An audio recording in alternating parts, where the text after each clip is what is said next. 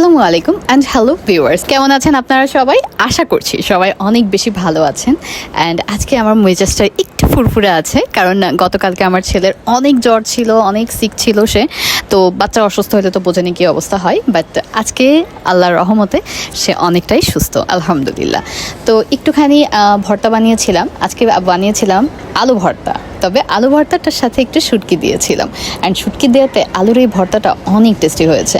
প্রথমে আমি আলুটাকে সিদ্ধ করে নিইনি, এটাকে সেঁকে নিয়েছিলাম তাওয়াতে, একটুখানি এরকম ছোটো ছোটো করে কেটে সেঁকে নিলে মানে পানি ভাবটা থাকে না, এটা খেতে খুব স্টিকি হয় এবং মজা হয়। তো আমার আলুটা সিদ্ধ হয়ে গিয়েছে। এবার আমি একটা প্যান বসিয়ে নিয়ে শুকনো মরিচগুলোকে একটু টেলে নিচ্ছি।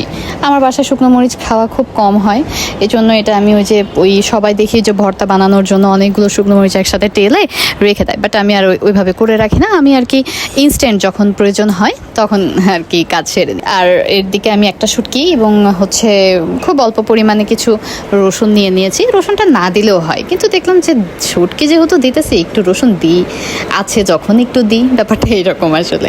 অ্যান্ড সরিষার তেল দিয়ে সুন্দর মতো পেঁয়াজগুলো দিয়ে দিয়েছি, পেঁয়াজ একটু বেশি করেই দিয়েছি, কারণ চ্যাপা শুটকিতে পেঁয়াজটা খুব ভালো যায়, পেঁয়াজের ফ্লেভারটা খুব ভালো লাগে। তো যেহেতু আমি আলু দিচ্ছি, সেহেতু পেঁয়াজটা বলা যায় একটু কমই লাগে।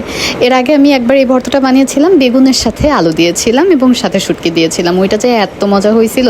বাট আজকে আমার আসলে বেগুন ছিল না বাসায়, এই জন্য শুটকিটা ভর্তা করেছি অনলি আলু দিয়ে। অ্যান্ড আমি এই যে সুন্দর করে নাড়াচাড়া করে নিচ্ছি। এই নাড়াচাড়াটা করার সময় এত সুন্দর একটা শুটকির ফ্লেভার আসে। একটা মজার কথা বলি, আমি আগে শুটকির গন্ধটা একেবারে সহ্য করতে পারতাম না। বাজার ছিল একটা ওপেন বাজার, সেই বাজারের সামনে দিয়ে আমরা স্কুলে যাওয়া আসা করতাম।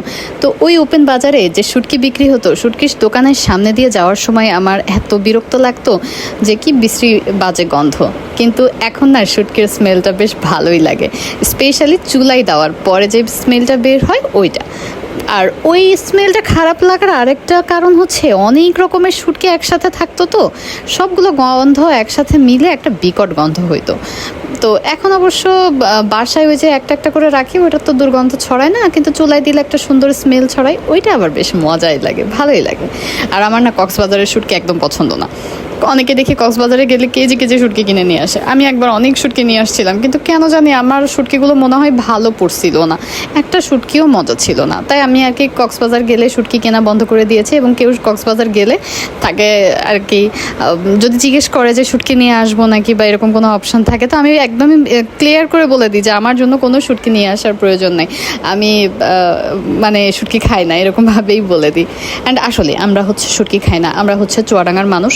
আমাদের এদিকে মাছের ব্যাপারটা কম, আমাদের এদিকে শুটকি জিনিসটা একটা সময় ছিল ছোটোবেলায়, আমার মনে আছে আমার নানিরা শুটকি চিনতই না যে শুটকি জিনিসটা আবার কি, ওটা ওদিকে পাওয়াই যেত না। কিন্তু এখন অনেক বেশি আসলে সব কিছু যোগাযোগ ব্যবস্থা উন্নত হওয়ার পরে টুকিটাকে শুটকি পাওয়া যায় এবং কম বেশি সবাই টুকটাক খায়।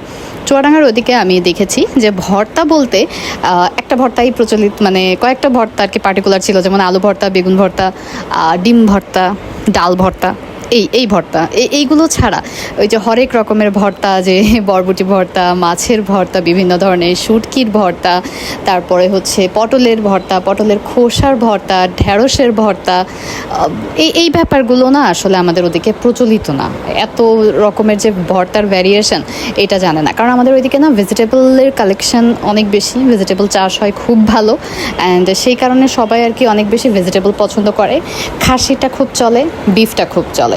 আর ভর্তা কিন্তু আমি সবসময় একটু এই গ্রাইন্ডারেই করি, শিলপাটায় বাটতে আমার কাছে আসলে ভালো লাগে না। আমি শহরের মানুষ, শিলপাটায় বেটে আসলে অভ্যস্ত না, এটা মেইন কথা, এই জন্য শিলপাটায় বাটা হয় না। অ্যান্ড আমার ভর্তা রেডি হয়ে গিয়েছে। আজকে আমি একটুখানি চাপটি খাচ্ছিলাম মাংস দিয়ে, ভাত খাবো না ভেবেছিলাম, বাট ভর্তার জন্য একটু ভাত খেয়েছি।